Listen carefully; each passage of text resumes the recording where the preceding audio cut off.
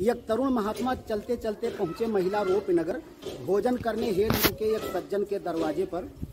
देखा बाहर पड़ी वस्तुएं सज्जन झपट उठाता था, दौड़ दौड़ कर घर के अंदर उनको रखकर आता था। देखा बाहर पड़ी वस्तुएं सज्जन झपट उठाता था, दौड़ दौड़ कर घर के अंदर उनको रखकर आता था। बाबा बोले, ठहरो बच्चा, मुझको भूख लगी भारी, थोड़ा भोजन मुझे करा दो, हो तेरी जय जयकारी। वो बोला, बाबा जी जाओ भोजन करो कहीं जाकर। वो बोला, बाबा जी जाओ भोजन करो कहीं जाकर, मेरा घर जलने वाला है, समय कहीं ना जाए निकल। लगे सोचने बाबा यह तो मुझको पागल लगता है। लगे सोचने बाबा मुझको यह तो पागल लगता है, अगर पता है घर का जलना फिर क्यों ऐसा करता है। भूख मिट गई बाबा जी की, कहने लगे सुनो बच्चा, जानबूझ क्यों ऐसा करते, हाल बताओ तुम सच्चा। घर का जलना देख लोग घर का सामान करें बाहर, और बाहर का सामान अरे क्यों करते हो अंदर लाकर। बाहर का सामान अरे क्यों रखते हो अंदर लाकर। तब वो गुस्सा होकर बोला, मौका नहीं मुझे पल भर। तब वो गुस्सा होकर बोला, मौका नहीं मुझे पल भर, मेरा घर जलने वाला है, समय कहीं ना जाए निकल। मेरा घर जलने वाला है, समय कहीं ना जाए निकल।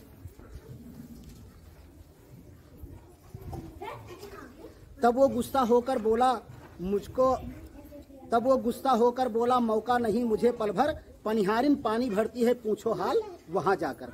पनिहारिन पानी भरती है पूछो हाल वहां जाकर। बाबा बोले, पनिहारिन से सारी बातें बतलाया।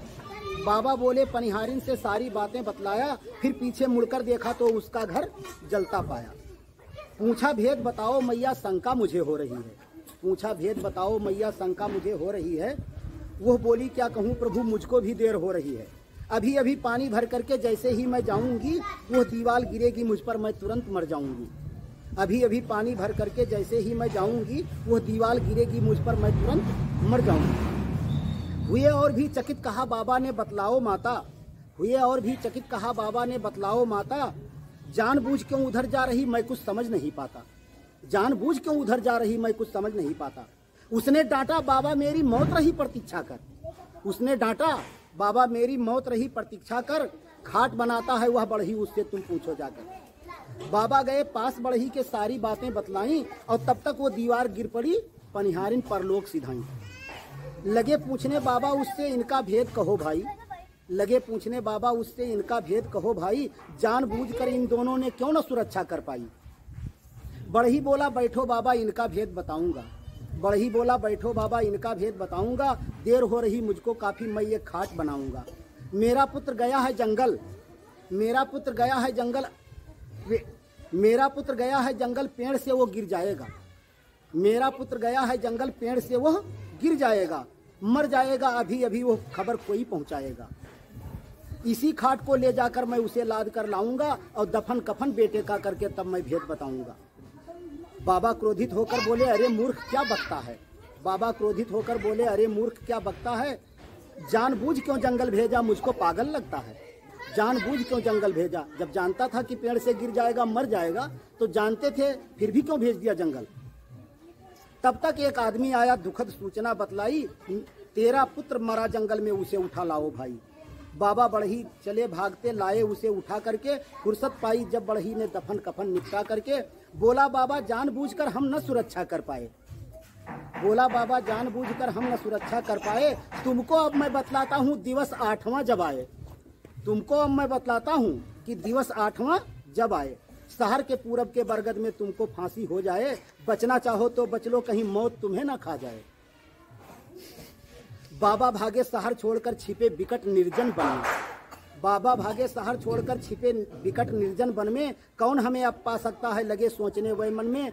खाकर कंद मूल जल पीकर कुटी बना दिन 7 बिताए, दिवस 8वें नित्य निवृत्त हो बैठे थे वो धुनी रमाए।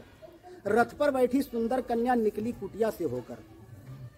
रथ पर बैठी सुंदर कन्या निकली कुटिया से होकर, हाथ जोड़कर बाबा जी से लगी बताने वह रोकर, मैं तो एक राजकन्या हूँ विपिन घूमने आई थी।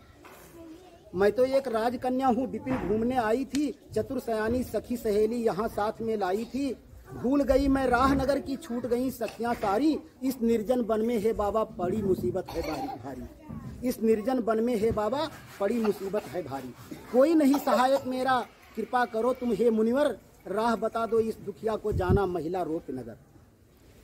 रोता देख राजकन्या को दया आ गई है उस पर, आगे आगे चले महात्मा पीछे कन्या की रथ पर। रोता देख राजकन्या को, संत थे महात्मा थे, दया आ गई उनको। रोता देख राजकन्या को दया आ गई है उस पर, आगे आगे चले महात्मा पीछे कन्या की रथ पर। कन्या बोली मुझे प्रभु तो यह ना अच्छा लगता है। कन्या बोली प्रभु मुझे यह तो ना अच्छा लगता है, मुझको राह बताने वाला पैदल पैदल चलता है। आओ मेरे रथ में बैठो राह बताते चलो मुझे, आओ मेरे रथ में बैठो राह बताते चलो मुझे। महिला रोप नगर ले जाकर घर पहुंचा दो शीघ्र मुझे। पहर दोपहर दिन चढ़ाया पहुंचे नगर निकट जाकर, पहर दोपहर दिन चढ़ाया पहुंचे नगर निकट जाकर। बरगद की छाया में उसने खड़ा कर दिया रथ लाकर। उसी शहर से बाबा भाग कर गए थे और उसी शहर के पास वो पहुंचा दी लड़की। पहर दोपहर दिन चढ़ाया पहुंचे नगर निकट जाकर, बरगद की छाया में उसने खड़ा कर दिया रथ लाकर। रतन जड़ित कंगन दे करके कन्या बाबा से बोली, रतन जड़ित कंगन दे करके कन्या बाबा से बोली, इसे बेच भोजन सामग्री से तुम भर लाओ झोली। दोनों हाथ से अपने कंगन निकाला और दोनों कंगन दे करके बाबा से कहा कि इसे बेच करके भोजन सामग्री ले आओ।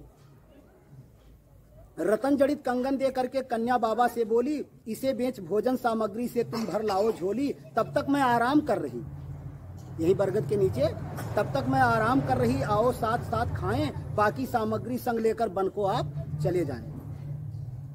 शहर में जाकर एक सोनार को ज्यों ही कंगन दिया निकाल, शहर में जाकर एक सोनार को ज्यों ही कंगन दिए निकाल। खुफिया पुलिसमैन बैठा था फौरन दिया हथकड़ी डाल, खुफिया पुलिसमैन बैठा था फौरन दिया हथकड़ी डाल। रतन जड़ित रानी का कंगन तूने कैसे पाया है, रतन जड़ित रानी का कंगन तूने कैसे पाया है। पहरा सख्त वहां पर रहता फिर किस तरह चुराया है। उसी शहर के राजा की रानी का वो कंगन था, वो हाथ में पहने लेटी थी छत पर, और वहां से सख्त पहरे से भी वो कंगन गायब हो गया उनके हाथ से। वो कंगन राजकुमारी के हाथ से इनको मिला। पहरा सख्त वहां पर रहता फिर किस तरह चुराया है। बाबा बोले मुझको कंगन मिला एक सुकुमारी से, बाबा बोले मुझको कंगन मिला एक सुकुमारी से। शहर के पूरब बरगद नीचे बैठी राजकुमारी से। पुलिस ले गई उन्हें पकड़कर वहां किसी को न पाया, पुलिस ले गई वहां पकड़कर, वही एकमात्र गवाह थी लड़की ही। पुलिस ले गई उसे पकड़कर वहां किसी को न पाया। फिर घसीटकर बाबा जी को राजा के ढिक पहुंचाया। कुछ भी बोल न पाए बाबा, उनके पास अपनी सफाई में बोलने के लिए कुछ भी नहीं था। कुछ भी बोल न पाए बाबा, राजा को गुस्सा आया, पक्का चोर समझ बाबा को फांसी का आदेश सुनाया।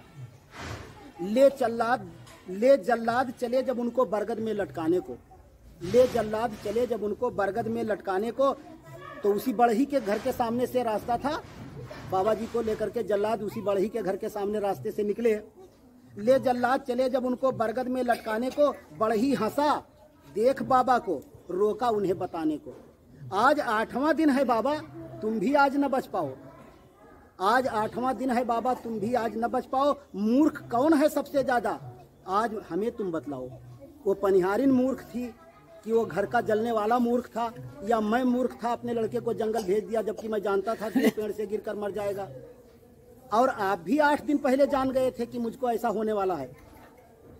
आज 8वां दिन है बाबा, तुम भी आज न बच पाओ। मूर्ख कौन है सबसे ज्यादा, आज हमें तुम बताओ। तब बाबा जी रोकर बोले होनी होकर रहती है, तब बाबा जी रोकर बोले होनी होकर रहती है।